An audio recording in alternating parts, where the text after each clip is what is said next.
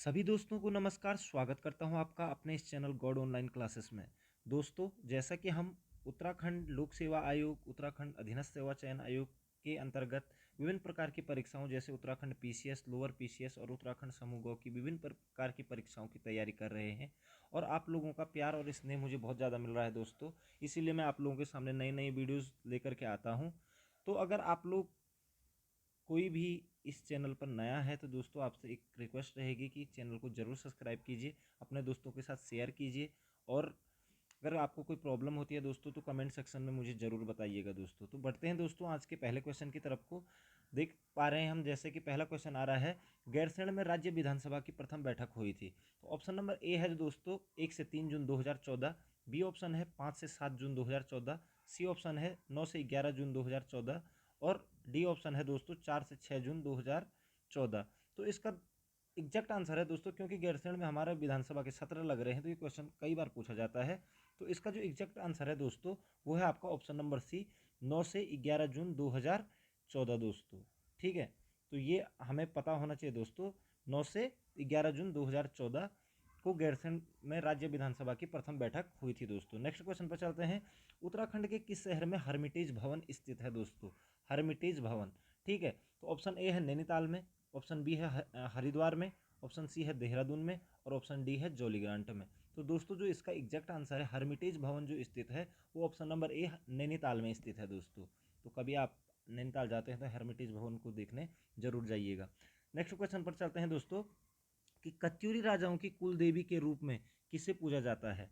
ठीक है, तो कत्यूरी जो राजवंश था, यानी कि जो कत्यूरी राजा थे उनकी जो कुल देवी थी उसके रूप में किसे पूजा जाता था? ये क्वेश्चन कई बार उत्तराखंड की विभिन्न प्रकार की परीक्षाओं में पूछा जाता है दोस्तों। ये कह सकते हैं कि इंपॉर्टेंट क्वेश्चन है।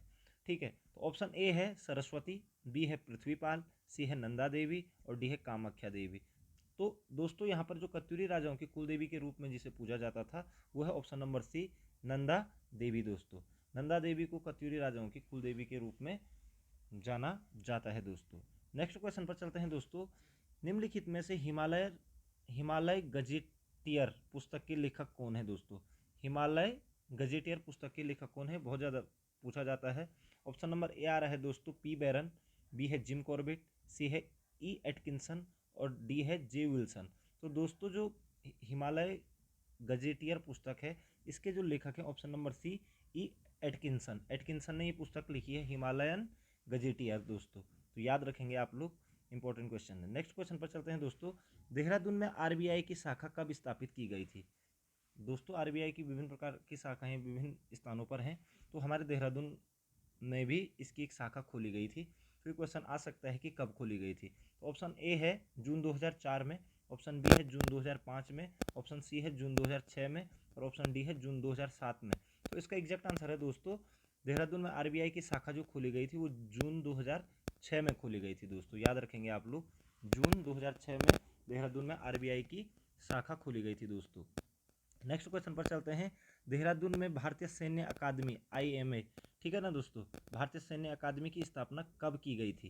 तो भारतीय सैन्य अकादमी की स्थापना आपको पता होना चाहिए। क्वेश्चन तो यही बन जाता है कि भारतीय सैन्य अकादमी का मुख्यालय कहाँ पर है, तो आपको पता होना चाहिए देहरादून में है, यानी कि आईएमए। ठीक है, देहरादून में है। ठीक है, अब इसकी स्थापना कब की गई थी देहरादून में? तो ऑप्शन आ रहा है ए 10 दिसंबर 1931 में, बी 10 दिसंबर 1932 में, ऑप्शन सी है 10 दिसंबर 1933 ईस्वी में और ऑप्शन डी है 10 दिसंबर 1934 में। कंजिक्यूटिव वे में पूछ लिया है इसने। तो इसका जो एग्जैक्ट आंसर है दोस्तों 10 दिसंबर 1932 ईस्वी को इसकी स्थापना की गई थी। ठीक है ना, कि सैन्य अकादमी की जो स्थापना की गई थी देहरादून में वो की गई थी आपका 10 दिसंबर 1932 ईस्वी में। नेक्स्ट क्वेश्चन पर चलते हैं दोस्तों। नल दमयंती ताल निम्नलिखित में से किस जनपद में स्थित है? नल दमयंती ताल बहुत बार पूछा जाता है। ठीक है, ऑप्शन ए है नैनीताल, बी है अल्मोड़ा, सी है पौड़ी और डी है उत्तरकाशी। तो दोस्तों जो नल दमयंती ताल है वो आपका पड़ता है ऑप्शन नंबर ए नैनीताल में दोस्तों। ये चीज़ आप क्लियर रखेंगे कि नैनीताल में नल दमयंती ताल है दोस्तों। नेक्स्ट क्वेश्चन पर चलते हैं दोस्तों। निम्नलिखित में से कुमाऊं मंडल का सबसे बड़ा हिमनद यानी कि ग्लेशियर, कुमाऊं मंडल का सबसे बड़ा हिमनद है। ठीक है, इससे पहले एक चीज़ की जानकारी आपको दे दूं कि अगर उत्तराखंड का सबसे बड़ा हिमनद की बात करते हैं दोस्तों तो वो आपका गंगोत्री ग्लेशियर है। ये बता भी चुका हूँ मैं। और अगर ये पूछा जाता है कि गढ़वाल मंडल का सबसे बड़ा हिमनद कौन है, तो वो भी गंगोत्री हो जाएगा। लेकिन यहाँ पर पूछा गया है कुमाऊं मंडल का सबसे बड़ा हिमनद। ऑप्शन ए है पिंडारी, बी है सुंदर ढूंगी, सी है मिलम और डी है खातलिंग ग्लेशियर। तो दोस्तों इसका जो एग्जैक्ट आंसर हो जाएगा कुमाऊं मंडल का सबसे बड़ा हिमनद जो है वो है option number C, Milam glacier. याद रखिएगा पिथौरागढ़ में स्थित है ये मिलम ग्लेशियर है, मिलम हिमनद दोस्तों। ठीक है, नेक्स्ट क्वेश्चन पर चलते हैं दोस्तों। उत्तराखंड राज्य में एक नाली जमीन कितने वर्ग मीटर के बराबर होती है। बहुत बार पूछा जाता है कि एक नाली, क्योंकि जमीन जो पहाड़ों में विशेषकर पर्वतीय क्षेत्रों में जो जमीन का सौदा किया जाता है वो नाली में ही किया जाता है दोस्तों। ठीक है, तो एक नाली जमीन कितने वर्ग मीटर के बराबर होती है। यहाँ पर ऑप्शन आ रहे हैं 100 वर्ग मीटर, बी 200 वर्ग मीटर, सी 500 वर्ग मीटर और डी 1000 वर्ग मीटर। तो इसका जो एग्जैक्ट आंसर है दोस्तों वो हो जाएगा आपका ऑप्शन नंबर बी, 200 वर्ग मीटर।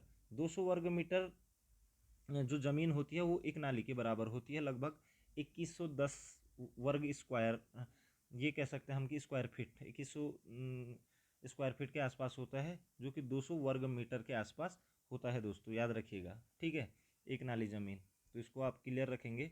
नेक्स्ट क्वेश्चन पर चलते हैं। लाल टिब्बा एक पर्यटन स्थल है दोस्तों। तो लाल टिब्बा नामक पर्यटन स्थल उत्तराखंड के किस शहर में स्थित है। ऑप्शन ए है हल्द्वानी, बी है मसूरी, सी है पिथौरागढ़ और डी है रुद्रप्रयाग।